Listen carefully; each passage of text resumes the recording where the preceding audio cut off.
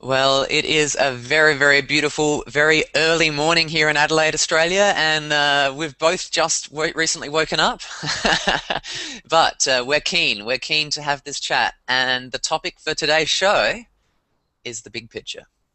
The big picture of internet marketing, what it all means, how it all fits together. I'm very excited. Samuel from Think Big Online, I really enjoyed our previous interview. I had you back for a second.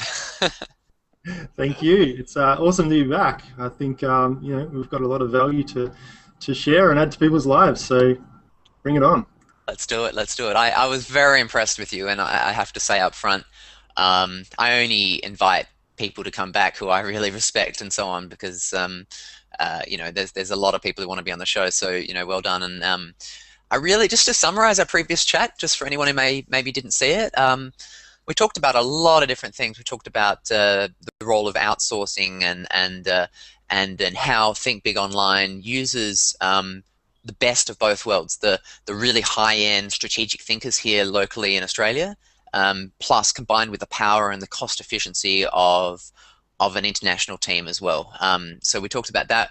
We talked about a whole range of other strategic ideas, but the thing that really stood out about Think Big and about your philosophy is this concept of, I think you described it as an integrated marketing mix or as a cohesive marketing plan. Could you just kind of repeat your attitudes on that with relation to Think Big? I mean, why is that important to be integrated? There's so much more leverage in tying things, together and leveraging off each other. And I don't know if you remember, our thought about it is you want to touch them everywhere. That's our kind of. I love how that makes me laugh. Yeah, which is in itself a copywriting strategy, one of the many strategies in your. That's it. I mean, we're in marketing. You've got to get people's attention, right? Yeah. But basically, you want to touch them everywhere because Yeah. the more places you're being seen, Yes. the more authority you're going to naturally get. And I mean, even if Yes. not a conscious thing, if you've got banner ads running on a site where people might have been, but they might have already been previously to your website, and they might have seen your social media profile, then you're going to build up a lot more trust and rapport because it's kind of that familiarity that you're Yes. building up. And we think about it in terms of building an ecosystem where, Yes. yeah, you kind of bring people into your ecosystem and you keep adding value to them and popping up in their lives wherever they are online.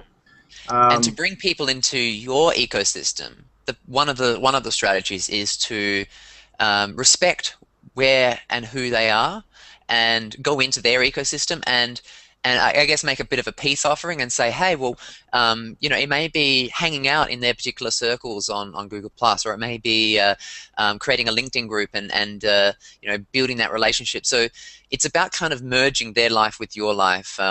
In a top level marketing sense, wherever they are, whether it be Facebook, Twitter, YouTube, Google, niche community forums, somewhere, wherever they are, you want to be part of their life. exactly, exactly. And so, I mean, social media is one part of the whole ecosystem, but yeah, it's definitely a There's fundamental. more than that. Mm, Yeah, and we're yeah. seeing, I mean, in businesses globally, it doesn't matter if they're online or offline, we're seeing this massive shift of people moving to more community-based businesses. When I Uh-huh. say community-based, it's not like an RSL or something. It's like No. they build a community around their business and around their brand, Yeah.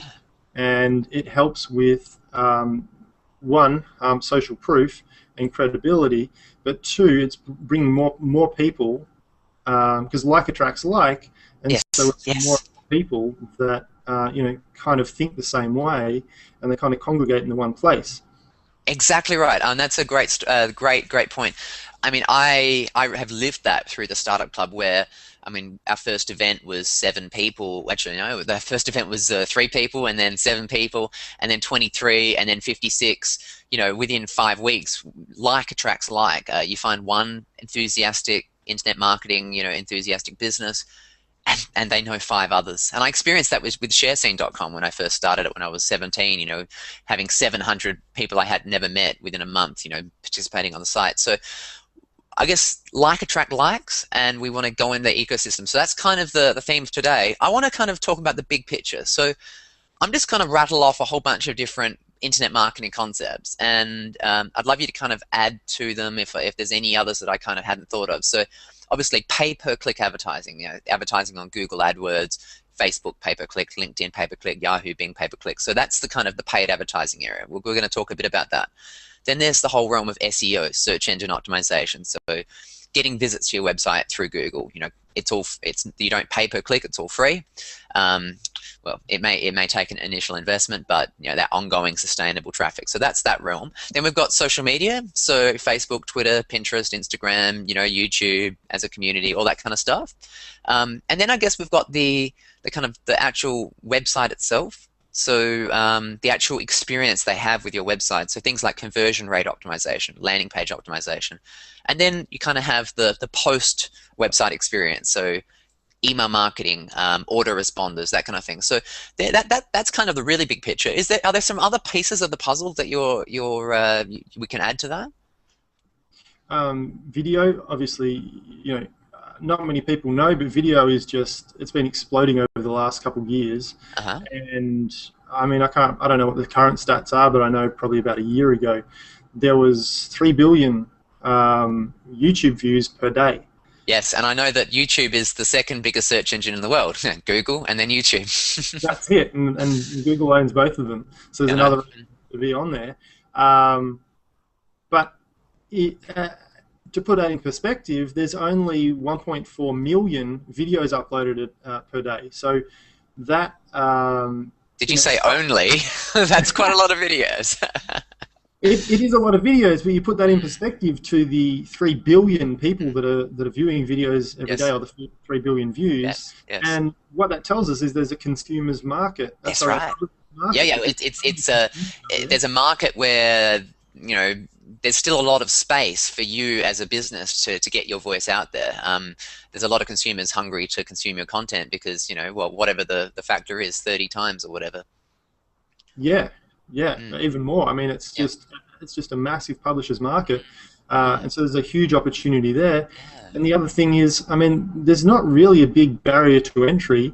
Probably the biggest barrier to entry is this psychological barrier where people, I don't want to get myself in front of a camera or whatever. Exactly. I mean, hey, I experienced that myself. I mean, I have no problems public speaking in a face-to-face environment. I did 80 startup club events already, but there was a little bit of I don't know what it is. It's like, hey world, this is me. This is who I am. This is my office. Like, it's just there is a little bit of that fear, but that fear and overcoming that fear is, in my opinion, the best thing you can do in building trust and relationship with your website viewer, because text can only go so far in building relationships. So video, completely agree.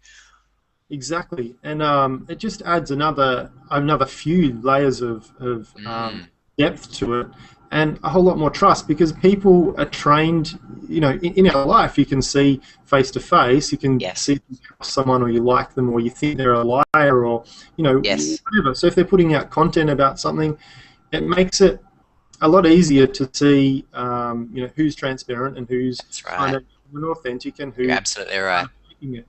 So, I mean, anyone can write a good piece, sit down and massage it to come up with something amazing in text. Video. But we're trained to be able to pick up the body language in particular, and body language is hard coded into us as a baby even. So when someone says something, you can generally believe it because you can tell the signals as to whether. But a headline or a landing page, copy text is, people don't trust that as much. Was it you who said that only, I think, 30% of people actually believe marketing? Was that you who mentioned that, or another guest? Yeah, I mean, that's a very fair point. But I think video is probably, you get up there with like 70% trust. It's a very strong trust-based relationship building kind of strategy. So we've got video added to the mix. What other kind of things can we add to the mix? What are the other kind of major chunks, or the major other tools in internet marketing that are out there? Retargeting, or stalker ads, as we call them. There's still a very little known thing. I was talking the other day to some clients, and I didn't realize that we'd never kind of mentioned that. I mean, we take it for granted kind of doing this stuff every day. Yes. I can't remember if we talked about it in the last interview or not, but the whole premise about retargeting is you send someone to your website or your Facebook page and you drop what you call a cookie on them, and so it basically tags them and says this person on this computer, we want to follow them around, and so then we follow them around with the banner ads for either Google or now Facebook has retargeting ads as well. So that's a big part of building your whole ecosystem and, like we say, touching them everywhere Going and where they are when they're ready to hear. So there's some really great strategies around retargeting. For example, people who almost bought your product but kind of gave up right at the last minute. It's a good way to kind of just tip them over the edge and really follow them around. And the great thing about retargeting, one of the things that stands out to me is that you can actually go outside of the normal advertising platform. So obviously Facebook, obviously AdWords, they have retargeting, fantastic. But what about the other 95% of the internet? What about just the forum where you learn about cooking or whatever? Like there are so many other places where you can't get a Google Display Network banner. Basically, Google doesn't have any right to advertise on that site, but there is some sort of other banner spot where that website owner is participating in a different agency, and that agency may not offer topic-based targeting. So that agency, with the banner up the top, may not be able to offer you matching your business with the particular content of the web page, but what they can offer is retargeting. So by you knowing that this person is a qualified viewer, they visited your website already, they almost bought, you can just basically follow them around through any topic and touch them in every place, everywhere, all the time. Of course, you don't want to swamp them, but that's very powerful, isn't it? To be able to get that niche display media buy kind of part of your campaign. Yeah, absolutely.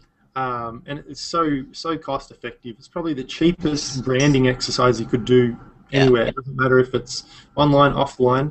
To have your brand consistently embedded in people's minds, it's probably hands down. I don't know if someone else has got a cheaper, more effective way of branding, then let me know because. Well, I mean, the ultimate, the creme de la creme, of course, is viral marketing and using guerrilla marketing. So how about we talk about that?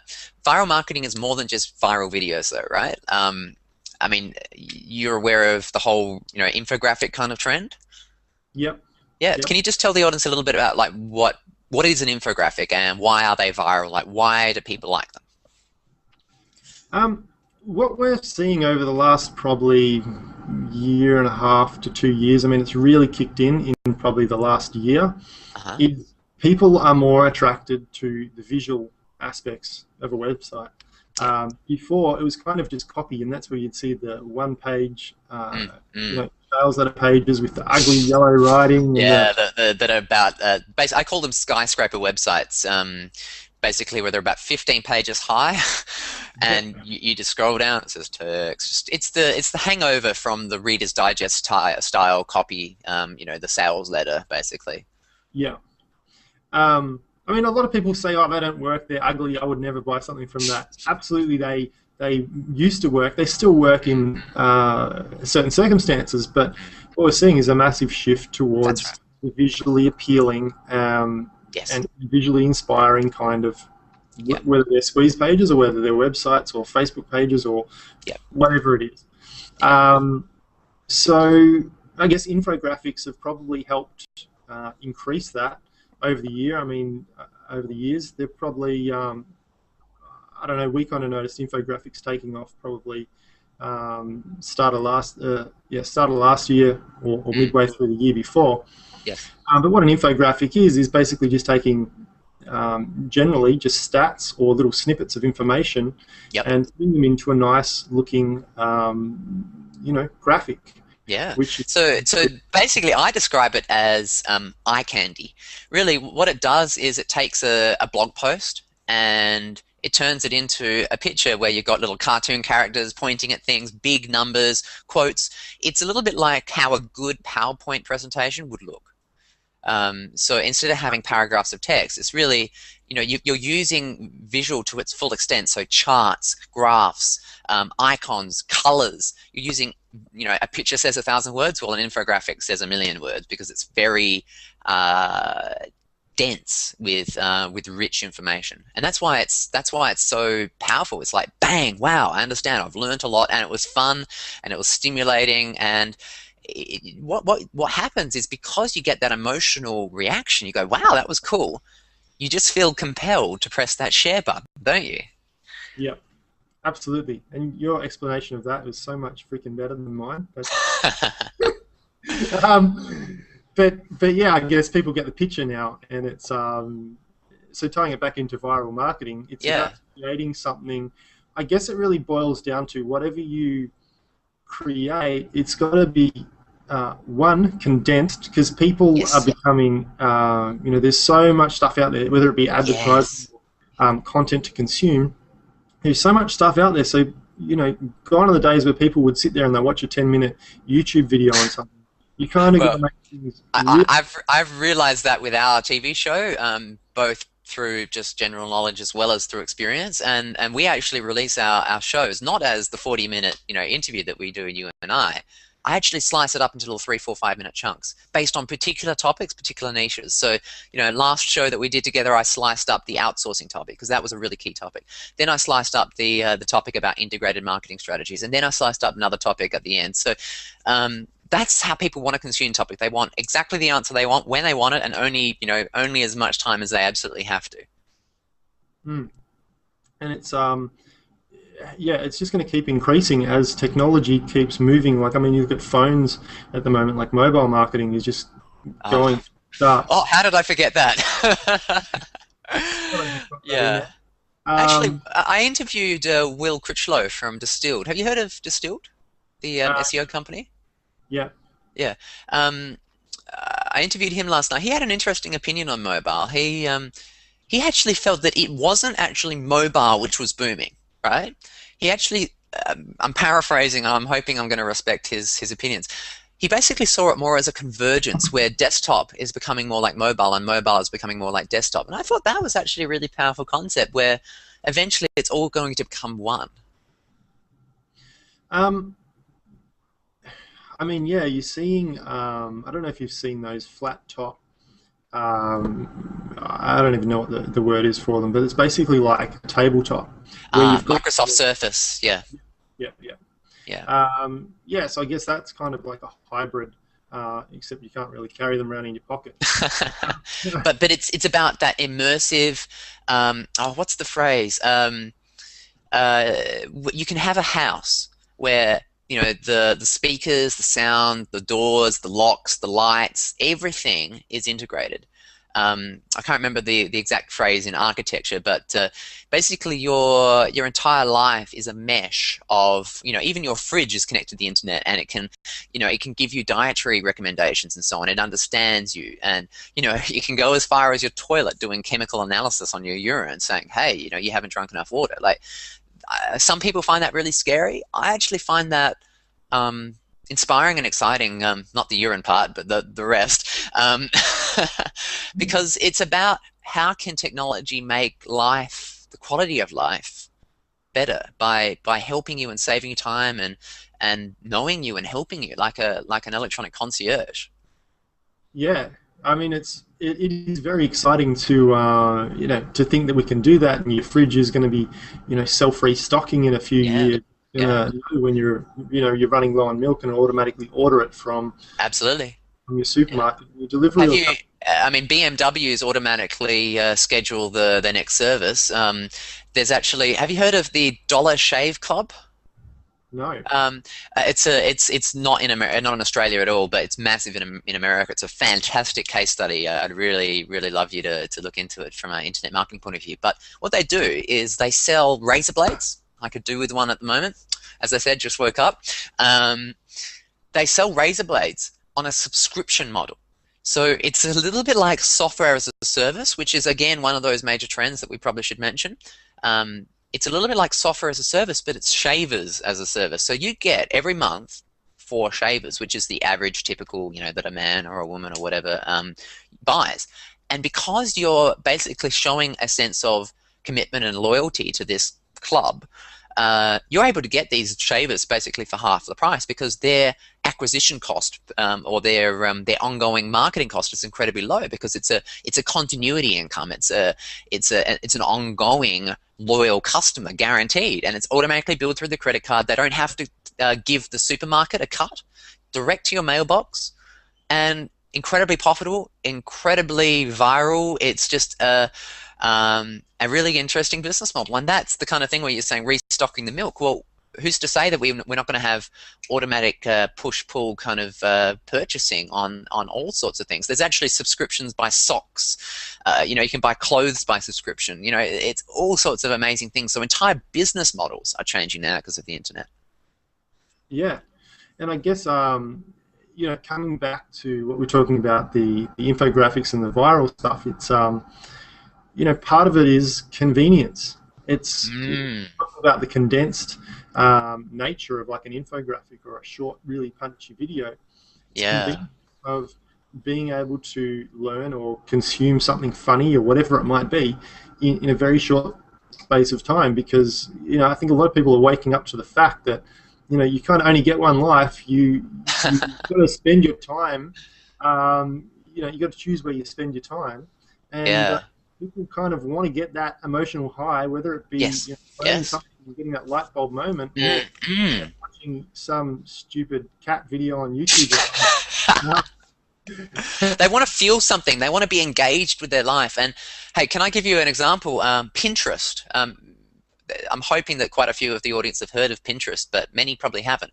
It's a little bit like a photo gallery, but it's a social photo gallery. So you've probably all been on Facebook. You've probably seen, the funny videos, the memes, the pictures, you've seen that. Facebook is about that, but Facebook is also a lot about text and status updates, while Pinterest is entirely about the pictures and the videos. So my girlfriend, and I've seen lots of other people have this exact same behavior. They literally almost go into a hypnotic state scrolling down Pinterest, because on every page there are 14 different pictures. Every single picture is highly stimulating. It's inspiring. It's very visual. And the secret about Pinterest. Have you ever scrolled down Pinterest before? I have a couple times. I don't try not to spread myself too thin in being over there as well. Yeah. Sure. Well, do you know what happens when you reach the bottom of the page of Pinterest? No, remind me. Well, the thing is, there is no bottom of the page. When you get to the 75% mark, another 500 images load. So literally, that concept of wanting instant emotional experience, I think that, in my opinion, is why Pinterest is so successful, because it's faster than video. Picture says 1,000 words. A video can build trust, but a video is slower. You can't, as Will said last night, Will from Distilled, he said, videos, you can't scan them, you can't search them, you can't, it's something which is very time intensive and attention intensive. While with Pinterest, you can scroll, and you're getting like, bang, bang, bang. It's like a machine gun of emotional stimulation. And that's exactly what you were saying before, right? Is people want more emotional experience faster. Exactly. And that's a very good point that you bring up. I mean, how can we, as online marketers or business owners, utilize Pinterest, or that way of Pinterest thinking within our websites? Absolutely. Well, I mean, Startup Club has a Pinterest-like layout where basically each of our shows is an image with some key quotes and that kind of thing. So the Pinterest style. If there are any geeks out there, I'm sure there are lots of geeks, there's a JavaScript jQuery plugin called Mosaic, which actually builds a Pinterest-style wall for you using your photos. So it has a 3-column grid where each of the thing about Pinterest is each picture can be a different size, so it creates like a beautiful mosaic type effect. So check out Mosaic in Google as the jQuery library, and yeah, you can integrate it into your own website. Use a proven method that Pinterest has pioneered on your own website. You don't have to use Pinterest. And so is that, just for the people watching, is that a WordPress plugin or a Joomla plugin? It's a jQuery plugin, which is a JavaScript plugin, so you can use it on any website, absolutely any platform. JavaScript is ubiquitous to any browser, so it's called Mosaic. Hopefully, I'll put a link in the show notes on that. Yeah. Okay. So viral marketing. So about video, infographics. One of the things that really interests me. Have you ever heard of the concept of viral widgets? Things like if Startup Club was to do one, it could be like a little kind of personality analysis where it's like, hey, I'm a Startup Club member, and here is who I am in terms of my personality goals or whatever. So people would go to the Startup Club website, type in some information, build their own widget, and then they would put their widget on their blog. So it gives them something valuable for their website, but it also gives Startup Club some branding and basically a banner on their website as well. Have you heard of that kind of concept, or have you seen that before? It's quite a new concept. Yeah, we've seen it. I mean, I guess particularly a lot in, because we do a lot of work in the SEO space. Uh-huh. There's a whole bunch of SEO tools and things that you can do, and like little, Uh-huh. I guess, badges is one of the things that Yes, people yes. like to give away for free, and you kind of get this little kind of status thing, and it says you get a page rank of whatever, or Uh-huh. you're part of this association or this group. Yes. Or you've been accredited by this, or you've been a top provider in that, or and the thing is, you would have to pay thousands of dollars, thousands of dollars to get this level of free advertising. But by saying, hey, here is a badge, here's something which makes you look good, or something which is helpful to your visitors, it could be a scrolling ticker of latest news, or it could be, tip of the day or something, or quote of the day. So if you give other website owners something valuable that makes their website look good, makes them look good, but also helps you and makes you look good, that's a really good win-win that not only gets you visual exposure across the entire internet, but gets you links pointing back to your site. And we all know, how important links are, not just for traffic, but for Google trust, for SEO. Absolutely. And I don't know if people playing at home can think about probably the biggest, viral sharing widget that's out there is probably the Facebook. I don't even can't remember what the name of it is, but the Facebook thing where you got the pictures of the people in there. Yes, Everyone looks yes. at that. Automatically, your friends are in there, so you've got this instant rapport, and then it's got Facebook's branding there, and Absolutely. I mean, Facebook has absolutely nailed the concept of viral marketing. I mean, that kind of sounds a bit obvious, but let me dig a bit deeper. I'm sure all this is true for anyone around the world, for every viewer. If you go to a bus shelter, if you look on a bus, if you look on any flyer, even business cards, what icon will you see pretty much in every single one of those marketing materials? You'll see the little blue F.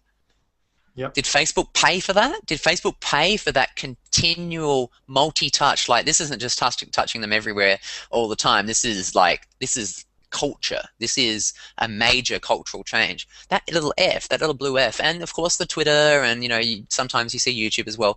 They didn't pay for that advertising. They would have to pay billions of dollars a day for that level of international coverage. But exactly. how no, that is the kind of guerrilla marketing. You asked the question before: is there cheaper advertising than retargeting based display network? I would say that's the cheapest type of paid advertising. But if you can change the culture, if you can, and this is where memes come in. If you can be a core part of culture, um, you basically become part of people's lives, and you don't need to pay for that, and that's marketing you can't create, you can't buy. Exactly. And like we're talking about the community-based kind of building the community-based business. Hmm. It's kind of like people are more educated now. You can't say to them, this is my product, come and buy it. You've kind of got to go a couple levels out Yep. of their conscious awareness, Mm. and go, I guess, a lot deeper into their psychology. And well, one is providing more value.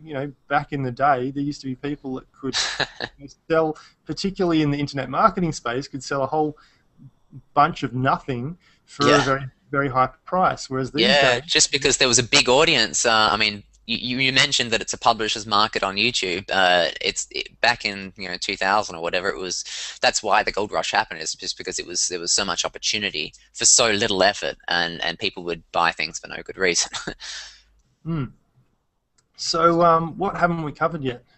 Okay, well, let's talk a little bit about mobile because I'm kind of kicking myself that I didn't mention that. Thanks for raising it. My take on mobile. Okay, well, I'm going to kind of shoot myself in the foot here. About 3 4 years ago, well, 4 years ago, 5 years ago, I was using a PDA. I was using a Windows-based smartphone where I could browse the internet. I could do practically everything that I could do on an iPhone now, right? Um, and back then, I was obviously an early adopter, but I never really appreciated it as a typical consumer does. So I'm a very different, weird kind of person where I don't really play games. I don't really get, on the whole kind of $2 iPhone app bandwagon type thing. I use my iPhone every single minute, but I use it for SMS, email, and phone calls. That's really it.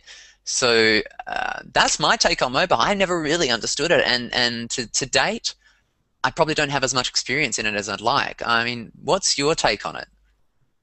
I'm probably in a similar position, and I don't, it pains me to kind of admit that when I Yeah, know. me too. I mean, I'm just being honest here. Yeah, Yeah, I mean, we are bringing mobile in more and more as as part of what we do and what we help people with their yeah, marketing with.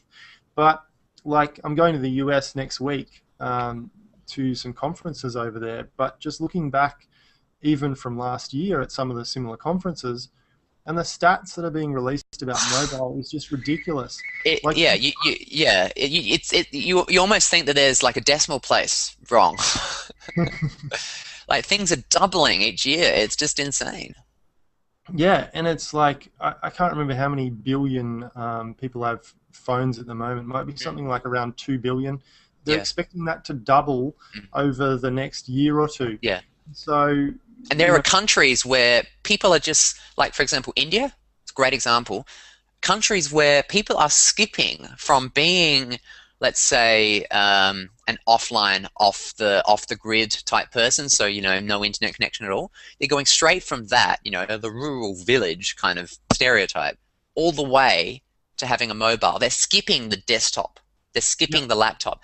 They're going straight from being off the grid to being, the cutting edge iPhone app, kind of consumer. So really, that's why tablet and mobile, in my opinion, has really been so significant. Is because, again, like I said before, it's a cultural shift. People don't like having to worry about things like shutting down their computer. People don't want to have to worry about things like the start bar and Control Alt Delete and Alt F4 and Alt Tab. Like, they don't want to have to worry about that. They just want to experience and use the computer. And any grandma can use an iPad. Grandma or grandpa. Don't want to be sexist. um, yeah, and it's just so. As I said, we don't know a whole heap about it. We're not doing a whole lot. We're bringing it Yeah, in more and more yeah. as an offering because you just I'm doing see. a lot of learning right now. Trust Yeah, me, because I am playing catch up. I mean, I'll tell you some of the key things I've learned recently, like just to share and hopefully help you out with your clients a little bit. Um, the thing about Google AdWords, and you do a lot of pay-per-click, right? yeah, Yeah. The behavior of a tablet user versus a mobile phone user versus a desktop user is completely different. I mean, up until recently, I was trying to use my clients' time as efficiently as possible by basically treating them as one homogeneous group. But really, a tablet user is different from a mobile user, different from a desktop user. So when you segment your stats inside Google AdWords, you go segment by network type, you'll see it'll be very interesting. You'll see the conversion rate completely different. You'll see the cost per click completely different. You'll see which keywords they're actually searching for is very different. On mobile, you get much shorter key phrases. I think the average is something like 3 words, 3.5 words across all of Google. But on mobile, it's generally like coffee Adelaide, or it's like so small that it's very much short tail. Yeah. So you need to build your campaigns around that. Also, the ads need to be much more hyper local. So you want to be creating ads which are short term, instant gratification. Get your discount now. Come visit us. Like, are you nearby? Walk in, instant discount for the next 10 minutes. Like, it needs to be very quick fix kind of stuff, not brand building, not relationship building. It needs to be either really funny, really emotional, so they show their friends at at school or whatever, or it needs to be quick fix solutions like, here is our map, here's how to find us, here's our address, here's our phone number, click it. Like, that kind of concept is so foreign to most web designers. I know, and I mean, if there's business owners out there that are kind of looking at getting into this space, look at mobile web design at the moment. There Yeah. is, if you're just in Australia, there's hundreds of thousands. Something like, MyOb released stats last year. I think it was the start of last year. Yeah. Something like 65% of Australian businesses don't have a website still. Yeah. Yeah. So it's around that. Did you see that partnership that Google and MyOb did? No. Basically that stats that you were talking about is part of a partnership with Google, where essentially Yeah. they were trying to help every single small business to have a free website, and of course Google wants them to advertise and MyOb wants them to use MyOb. But well, actually that raises another concept. So I'll just make one more point about mobile before I go on to the next concept. If anyone out there, and I'm sure there's lots of people, are kind of going a little bit like me, crazy hair, going, how do I get into this mobile space? I'm not an iPhone app developer, and I've heard that the iTunes store is now completely saturated, so the opportunity there, the gold rush is kind of almost gone there. How do I get into this mobile space though? I'm just a business. Well, type in mobile landing page into Google, or mobile website software as a service, or mobile website app. There are a range of content management systems, basically websites in a box, websites that you can manage yourself, that are specifically designed for mobile. So they have the right layout, the right responsive design, the right widgets, and they will actually give you templates, so that you just fill in the gaps. So smart startup entrepreneurs out there, web entrepreneurs, have basically already solved this pain. Just type it into Google, build mobile website, and if you're really techie, if you're really geeky, check out themeforest.net and check out the mobile landing page templates. I've got 3 clients. I'm all building them mobile websites right now, because their natural traffic is 11%, up to 15% mobile. Like, I need to cater to that audience better. We've seen up to 50%. Whoa, kidding me. In what industry? Can't say that. Okay, no problems. No, I respect that. That's good. But yeah.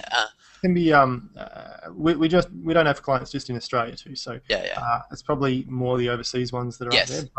But yeah, 50%. And that can be mind blowing for a business owner to realize that, because they may not even own a smartphone. They only experience their website through desktop. So what they think the customer is actually seeing is totally different from what they're really experiencing. Exactly. And coming back to what you're saying about AdWords before, why it's so important to segment your desktop, your your iPhones and your your iPads, is because you get totally different user behavior on there, and you need to be able to segment that out and figure where you're spending your money. You might be some people, like, we see this happen all the time. People come to us, they've been running their AdWords campaign themselves or had someone else managing it, and it's not segmented. The first thing we do is look at segmenting it into the 3 groups. Oh, fantastic. You might find that they've been wasting, like, literally just burning like 20-30% of their budget, because they've been sending their mobile traffic to a website that doesn't comply with mobile.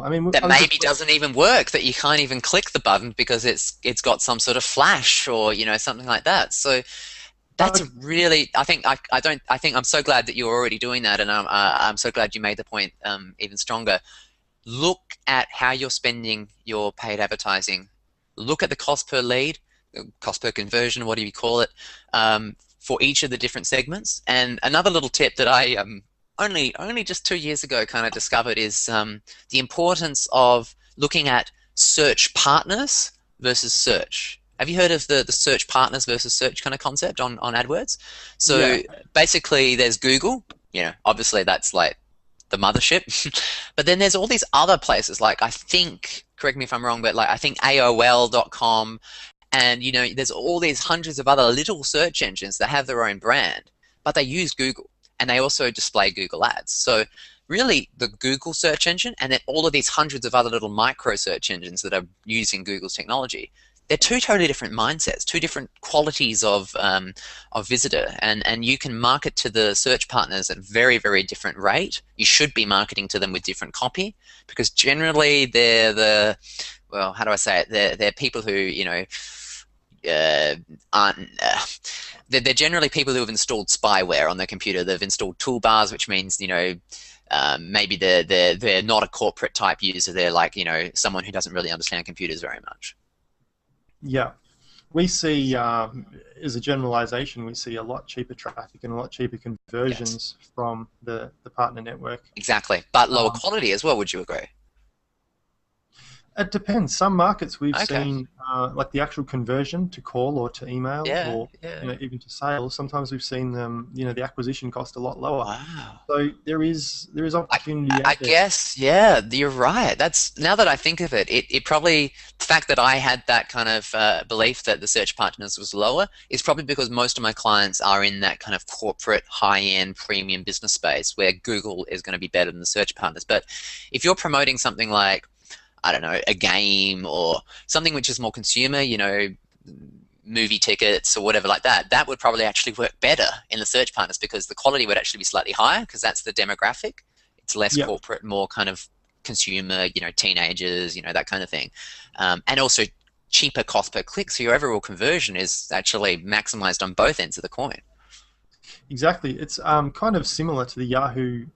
Well, it's that Yahoo/Bing network now. Yes. So you're paying, like, in some cases, you're paying 1/10 of the cost. I know. In some markets, Yahoo traffic quality is pretty average. Bing, we've found, is awesome. Like, we have some clients in the US where we run exactly the same AdWords campaign. We literally copy and paste it into the Bing account. We run Bing, and we find that people are spending a lot more time on site. There's a lot more engagement, and generally the traffic seems to be better with Bing. This year, I believe, about mid-year, Yahoo's going to be updating its advertising platform. It's kind of this archaic thing. I don't know if anyone's played with it before, but it's. I played with it, well, a year ago. Yeah, it's just I would love to be able to use Yahoo more, but I'm very conscious of my clients' time and clients' money, so I can't achieve the level of data-driven scientific marketing in Yahoo that I generally can achieve in Google AdWords with like that. So I generally, although it's a great opportunity, as you said, and you can get a lot cheaper clicks because it's the whole supply and demand. There's not much demand but lots of supply, and that means the auction system means the bids are cheaper. So but I just can't achieve that level of proof and accuracy and split testing and conversion rate optimization in Yahoo. I mean, do you feel the same? Do you feel like a little bit like your hands are being tied behind your back? It is, in a way. There's not a whole heap you can do with the volume, which obviously affects your split testing of ads and that sort of stuff. Yeah. However, what you can do is if you've got a semi-mature campaign in AdWords, like if you've been running for 6 months or something, you can take what works there. Yes. It's not always going to be exactly the same, but you've got a fair idea of what's working. Yeah. Literally copy and paste the campaign into Yahoo Bing. In fact, the user interface of the Yahoo Bing, what's it called now? It's not Microsoft Ad Center. It's called Bing Ads, I think. I don't know if they've made the switch in Australia. Yeah. Anyway, the biggest button is import from AdWords. They're obviously recognized that that's what people do because you just can't get the volume of traffic, which means you can't get the statistical significance. So you prove your campaign and optimize your campaign in Google, and then just copy it over to expand horizontally. Yeah, they're very aggressive in their marketing at the moment. They basically want to take a big chunk away from Google this year. Yeah. But good on them though. I mean, I'm happy for that because I think Google has a little bit too much of a stranglehold on that pay-per-click market. It's really just Google and Facebook. I mean, I love LinkedIn. Have you ever tried LinkedIn ads? We have. We find they don't convert to lead quite as well. Wow. Because again, my experience is the opposite. Again, I'm only using very high-end business executive type products, so MBAs and that kind of thing, promotional products, high-end education. So for me, LinkedIn is like pure gold. That's exactly where my demographic hangs out. Yeah, once again, it comes down to, and I guess this is a really big point to make Yeah. for the people listening, is that Mm-hmm.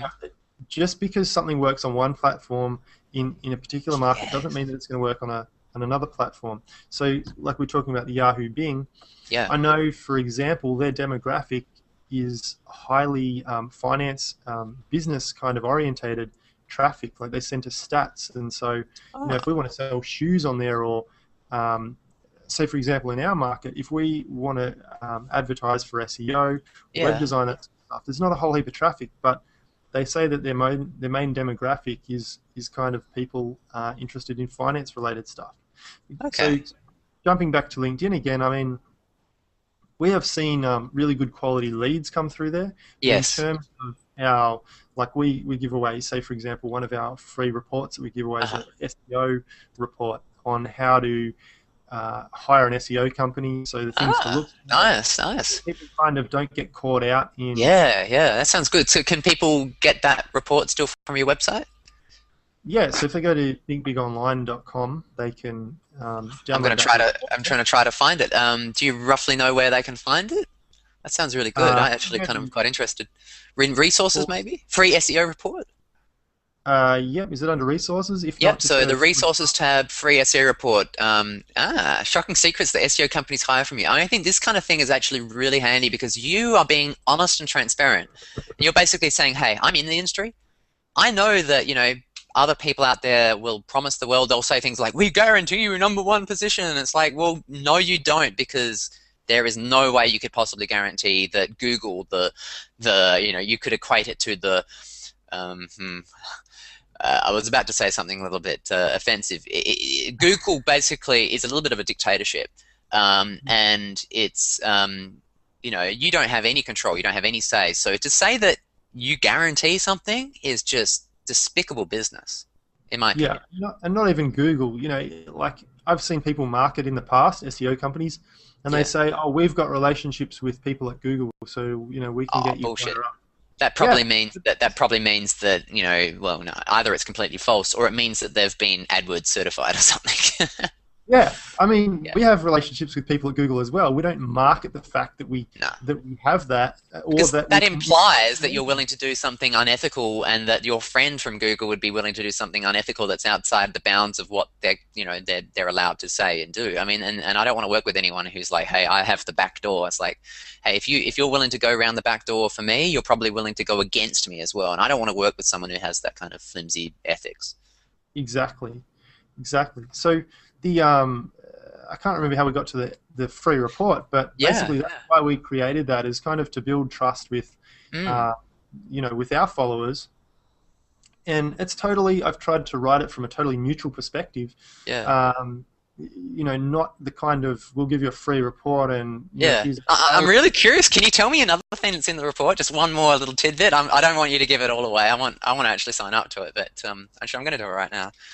Tell me So something else tell me something else in the report that I might find interesting. we cover questions that you should be asking an SEO company, because a lot of people, well, no one knows what they don't know. So I guess Hmm. business owners, they don't know what questions they should be asking an SEO company to kind of figure out if they're legitimate or not. So we've put Yeah. a whole bunch of questions that you should be asking in That's there. powerful. Yeah, We've put also. because it's a bit of a black art. Well, some SEO companies make it out to be a bit of a black art. They say, oh, we have proprietary ways of being able to make Google love us. It's like, well, what am I really buying here? I'm just buying a promise from someone I don't even know. Exactly, exactly.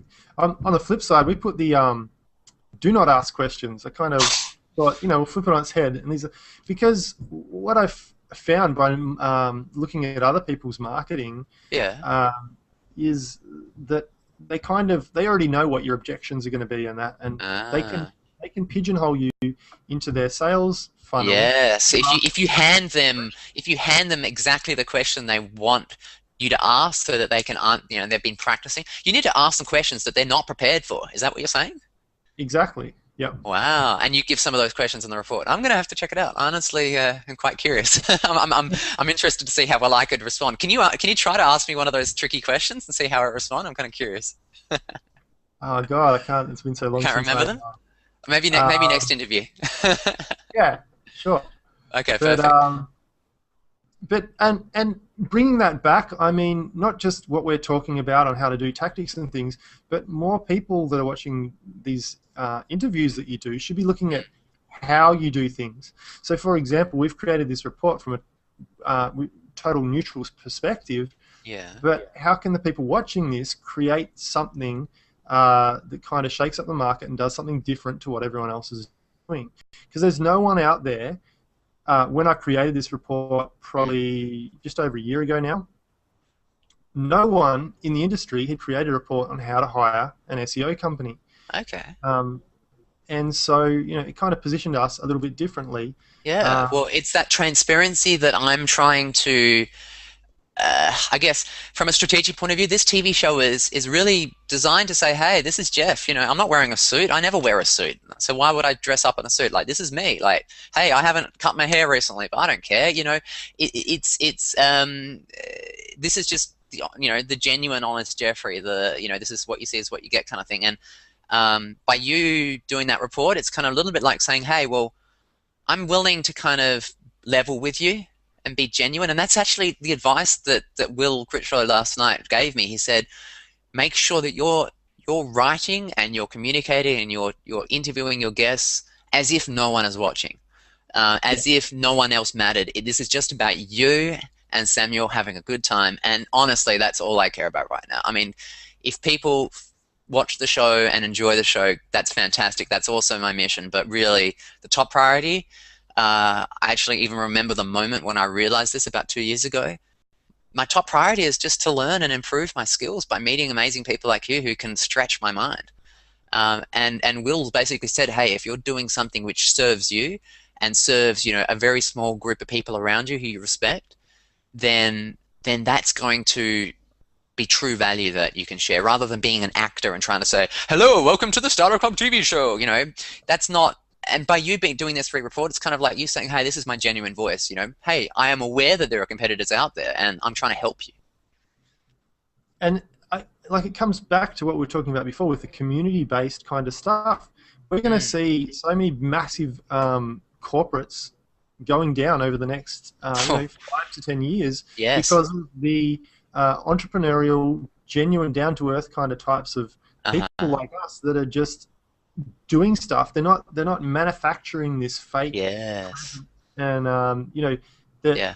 because people are starting to wake up to the fact that there's this nice shiny storefront and they've got these nice Yeah. people with their bleached teeth and they're kind Yeah. of they say all the right things at the right times, but then they get into their actual business and Mm. they've got no And this support, is no where backup. things like websites that kind of expose non-sustainable, non-environmental friendly practices, as well as websites like, I can't remember the name of the website, but it's a website where angry employees basically rant and say, hey, this workplace sucks and they're toxic environment and they treat their staff like shit.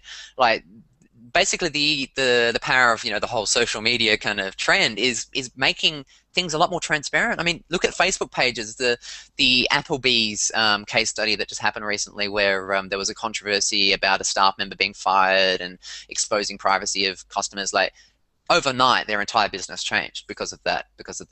So I think that's also incredibly powerful as well as incredibly scary. And I guess that's where we come in and to try to help businesses to maximize the positive and mitigate the negative, right? Yeah, and it's what we can help and what we can improve their online reputation. Yep. It kind of comes back to the business owner from the start. If people just went, well, shit, I should do things properly from the start, be genuine, and be ethical with people, there would never be a reason to have a problem in the future. Well, But a lot I don't know if I completely agree. I mean, shit happens, mistakes happen.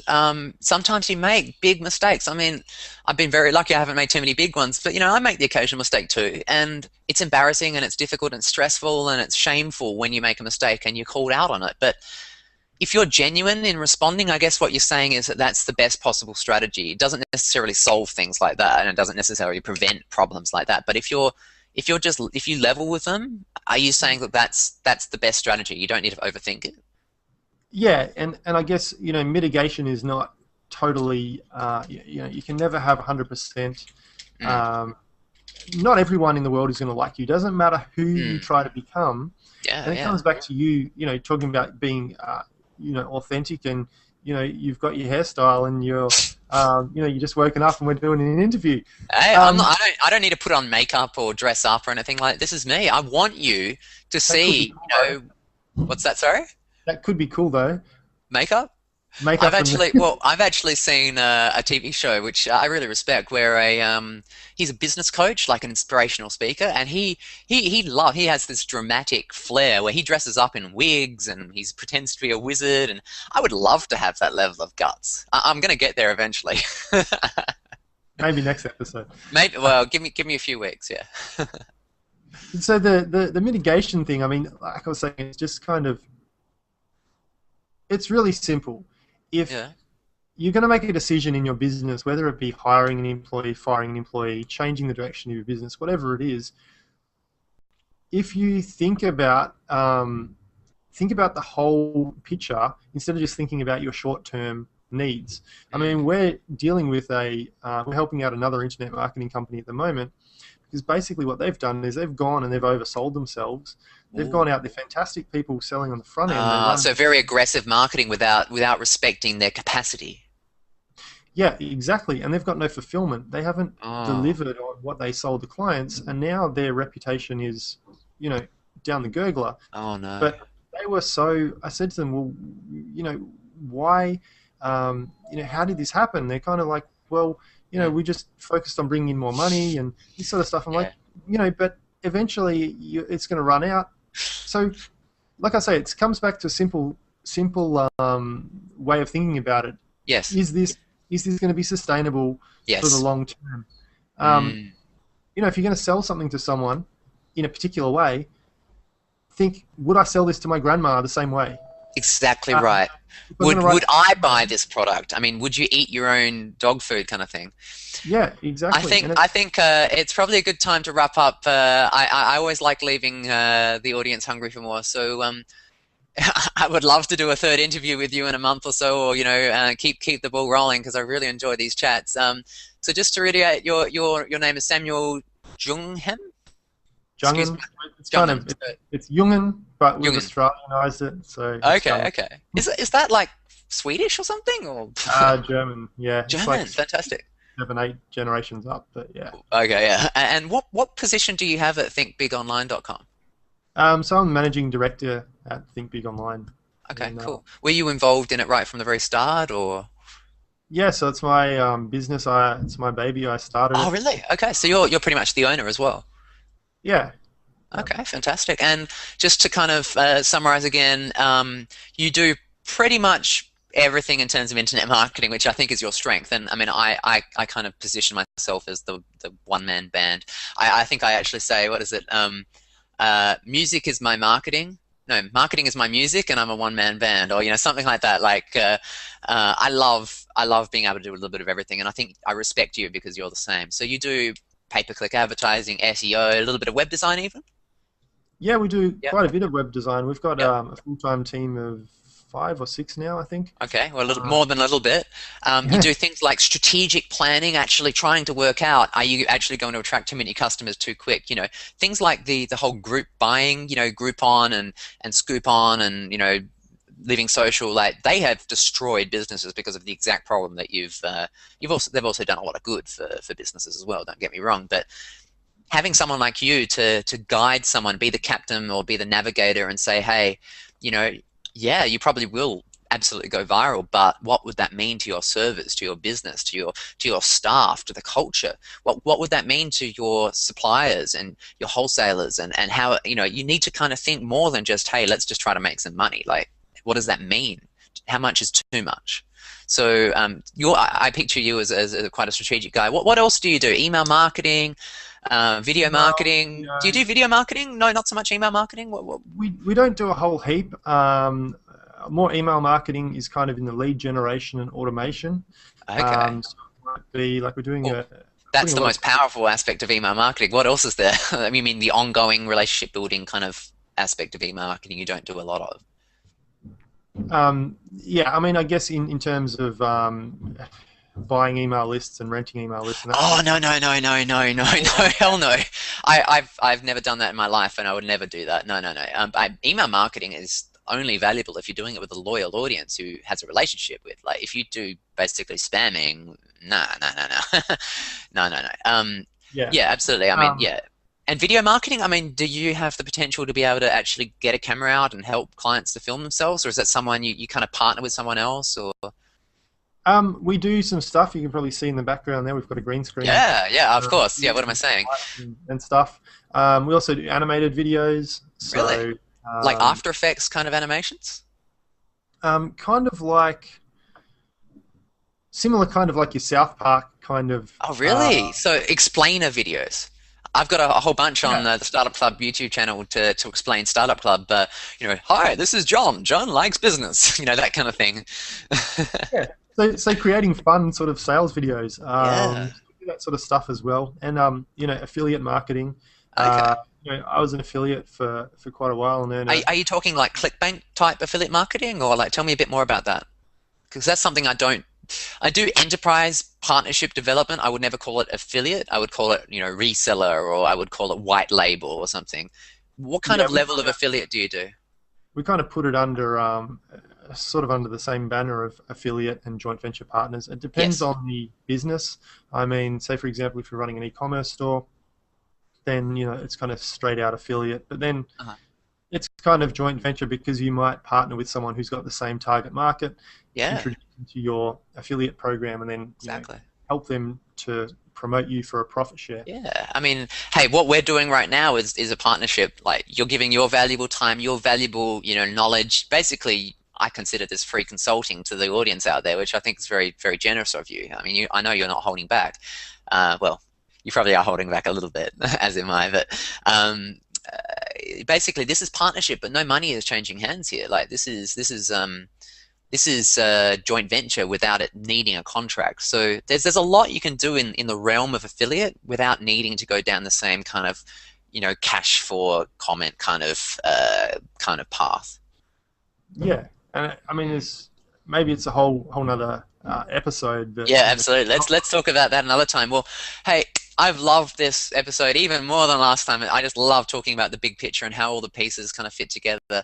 I mean, we could talk for an episode on each of these individual strategies, and we probably will end up doing that. But how SEO complements pay-per-click, and in what situations would you do both on the same keyword, and how does video marketing and social media integrate, and how can you use pay-per-click to support your social media, and how can you use email marketing to integrate into your remarketing display, and then you can use conversion rate optimization, and then use communities and viral marketing, mobile marketing. It's just there's just so much good stuff out there to talk about. So when can I have you back? Let's organize another time for a few weeks, and awesome. How yeah, about I when I come love. back from America? Probably come back Perfect. with some very cool. Are you attending a Insights. conference there or something, or? Yes, I'm going to an event there, and then hooking up with some other Great. very I'd very love well to hear known. a review as to, because here in Australia we have basically SMX Sydney or whatever it is, and that's about it, right? Yeah, there's really nothing kind of to Mm. the caliber of where we're going, but yeah, And that's why I said thank you so much to Will from Distilled last night for his amazing videos of Link Love and Search Love and so on. Like they're the best, well, literally the world's best speakers at your fingertips. yeah, So if you haven't, guys, if you haven't, first hire Samuel because he will just uh, shortcut the process and get you straight to where you need to go. But if you are willing to invest time and money into upskilling yourself, check out Distilled. And check out things like Distilled U and the Link Love and Search Love. It's really only for consultants like or really hungry marketing managers. But that kind of that I really respect the fact actually that you're going to the US and upskilling yourself, because that's not cheap, but it's going to make a difference to your skill set. I wish that well, I wish that I did that more, to be honest. Yeah, and I will be yeah. soon. Mm.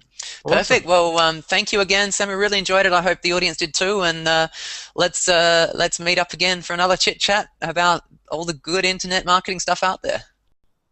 Awesome. Thank you. Cheers. Bye bye. Yeah.